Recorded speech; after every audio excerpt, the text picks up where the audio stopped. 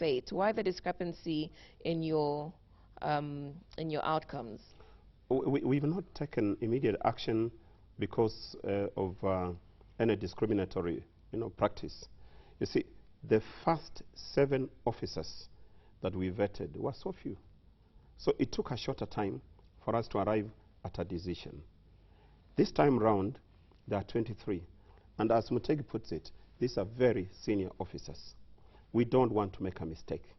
We must be so careful, so meticulous, as to ensure that what we've done can withstand any test of scrutiny, because we are also aware that people may want to take recourse to court.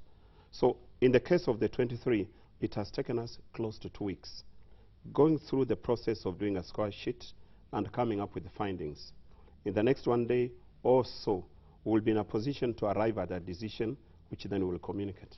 Why isn't the Inspector General of Police and his deputies, why aren't they being vetted?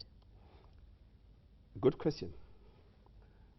When the new constitution came into place, it created the new position of Inspector General, Deputy Inspector General, Kenya Police and Administration Police, and Director of Criminal Investigations. Those are new positions. We advertised, people applied, and we carried out employment vetting.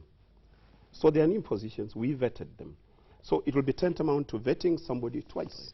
So we already have carried out the vetting, and there will be nothing new that we'll be achieving.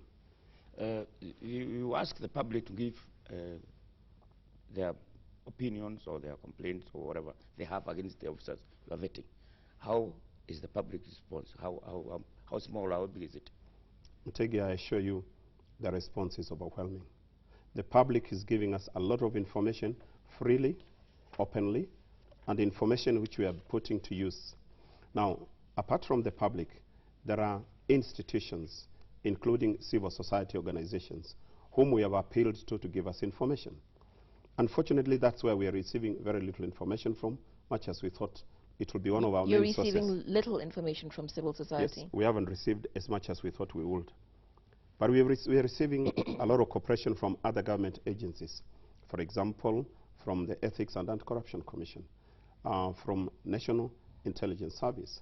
We are receiving useful information from IPOA and other organizations, Kenya National Commission on Human Rights. All those organizations are providing us with very useful information. That information, when it arrives, is then utilized by the Commission in the following manner. One, we include it in the pen pictures of the officers that we are vetting. Secondly, where there is need for us to cross-check and to also give a fair chance to an officer to respond, we write to the officer and indicate that these are allegations made against you by members of the public. Could you please give us your comments? That gives them a chance to demonstrate whether or not it is a witch hunt. And then finally, when they appear before us, we ask them to confirm if the answer is still valid. So many people might not quite know that when we are talking to that officer, we have interrogated all the issues relating to that officer, and that is just the final stage, because the vetting starts from the time we begin preparing the pen picture of that police officer. How do you act on the information received? Because one of the most startling revelations of this vetting process has been the disproportionate amounts of wealth certain police officers have amassed in contrast to their pay grade. So where you receive information that seems inconsistent with the values you're trying to promote, what do you do with that information? Are you recommending that people be further investigated and prosecuted, or does it end there with the dismissal or whatever sanction you want to take against them? First of all, as I indicated, it's one of the parameters in the vetting process, financial probity. We want to ensure... Well, that's an example. It's just broadly, what yes. are you doing with the information you're receiving? That's what I want to tell you now. We want to ensure that the officer is not living above or beyond his or her means. It is provided for in the law, in the Public Officer Ethics Act. An officer is bound by the law to declare their income, to declare their assets. and it is important that they indicate the sources of their wealth. So when we are carrying out the vetting process, and that's the final phase normally, after we've carried out vetting into issues of professionalism, integrity, and so forth, we just want to know, you are so, this is your wealth. How did you acquire it? Because it's known that police officers have used their positions to enrich themselves. Some of them, not all of them though. And when that has happened, it is our duty as the employer of police officers to alert government that something is not going right. And therefore, this is information we hand over to the Ethics and Anti-Corruption Commission for the government to be able to use that arm, right, considering that it is in itself an independent commission to establish how the officer got the wealth. We also get in touch with the Director of Public Prosecutions where there is need for prosecution to take place. This is information we also share with other government agencies who must take action should there be wrongdoing that we have discovered. So going back to the parameters you outlined, yes, because you said there'd be zero tolerance on human rights, yes, financial probity, and matters of integrity. Yes. But we also saw a police officer on national television pleading for forgiveness and, warning that some of them might end up dead if stern action was taken against them. So how do you determine where you draw the line between forgiving, being flexibility, and recommending sanction? It depends on the intensity of the wrongdoing. How do you determine that? It is on a scale of probability. It is not a judicial process, so it's on a scale of probability.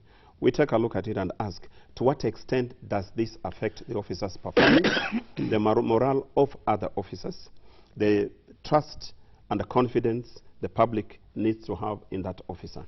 For example, if it is a matter of financial probity, I'm afraid an officer will not be let off the hook. If it is a matter of human rights violations, an officer, even if it is at the lowest level possible, the officer will have to go home. If an officer lacks integrity, that simply means that the officer was not meant to serve the public. The officer will have to go home. So the threshold when it comes to those three aspects is extremely low. When it comes to professionalism, we know we can improve on that officer through training, through further communication, and through guidance and counseling. But you cannot do so when there are matters that touch on the very fiber of integrity in the entire society. Are you saying that we should expect prosecution?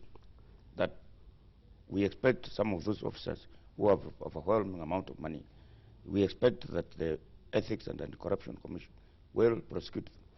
We'll expect that when we have handed over those cases to Ethics and Anti-Corruption Commission, they'll now exercise their mandate, which mandate includes investigating and determining whether indeed the allegations or the issues that we brought to them are the kind that call for prosecution. So you'll expect them to be investigated. I remember one officer who was asked where he got money, and then he said that he gets money from children abroad. Yes. When a person makes that claim, do you go to the bank to establish actually that money came from abroad, that it wasn't banked by from local sources? Actually, Mr. Mutegi, we did just that. You did? It is our responsibility. Maybe there is one aspect I didn't explain and I need to do so. Yeah. Part of the process of establishing certain facts includes the work of two sets of people. One set of people are people we refer to as investigators. Yeah, they do background work. Who do background work to investigate any allegations that may have been made against an officer. Then we have others called researchers. Researchers are well-trained young people who we have engaged with skills to ensure they go deep into the issues that we are investigating. But the investigators go further than that. We send them to the field.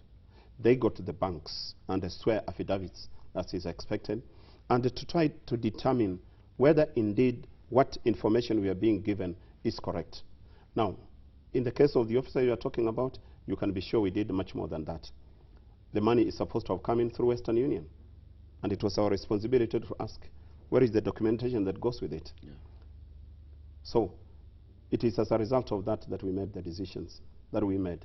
I know it's a matter that is still being considered elsewhere in court, so we don't need to get into the details. But I'm just saying that we delve deep enough for us to have sufficient evidence that we're doing the right thing. Okay, given the nature of the allegations some of these officers are fighting, but also the reputation of Kenya's police service, you received severed body limbs last year. Do you feel safe in this exercise you're carrying out? I want to assure you I feel safe. You feel safe?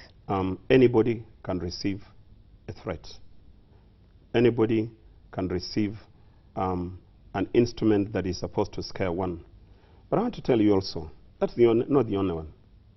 I keep receiving them. It's just that... Even now, well, as we speak. When was the last threat you received? Yesterday. What did it say? It said that I, plus some other colleagues in the commission, must desist from being so insistent on the strictness and the thoroughness that we are exercising. The commission or the committee? The commission. The commission. Yeah, it's the commission. If we do not do that, we should remember that we had been forewarned when the body parts were sent to us, specifically to me, and that that could result to the death of members of our family or the burning of our homes. And so I have actually reported the matter. Not only that, it came strategically, so interesting, when we were at a board meeting with the entire panel. How did it come? As a text message, as a letter? How did it come? It came as a letter. It was postmarked industrial area, handwritten, and laced in a substance that appeared chemical. And so it's being investigated by the police. So I'm just indicating that it happens all the time. But if we were to get scared... But which police? They are the same policemen who you are investigating. Yes. Who are vetting. That's true. But it is the duty of the police to investigate. They also investigate against their own colleagues. So we cannot have anybody else investigating. And we want to see the extent to which they will be impartial. And we believe they are. So it's our responsibility to tell them, look, this is what you have received. But that doesn't scare me. It doesn't scare anybody else in the commission, because we have a duty to do. It's a national duty. When we took these jobs, when I did, I understood that it had risks. And the risks are a part of the process of work. And I'll do the work. Some officers were sent to have opted not to appear for the, before the vetting board. Yes. But then later on, information came that those who may opt out, they may be investigated, even if they opt not to appear there. That's right. And therefore, some came, those who are sent to be opting out. Yes. Wasn't that not unwise? It really isn't unwise. It's just a matter of being open. It's being open. Kenyan society and our laws are such that you don't escape criminality by failing to participate in a process, like the vetting process. Well, then clarify the position, because initially it seemed as if you gave them the option to withdraw from the process, and some did, citing, that they were saying that they were close to retirement age. And then there are those who have subjected themselves to the vetting process who are also close to retirement age. And then you have the sanctions, but you also have some who are going to be sent home with benefits. Clarify your position on that. Yeah. I want to start off by saying that Kenya observes all international conventions relating to employment. Kenya has got laws which apply to the employment relationship. And the employment being a relationship, it's a contract between the employer and the employee. The employee provides services for which the employer is expected to pay. Now, when it comes to disconnecting a relationship, the Employment Act states clearly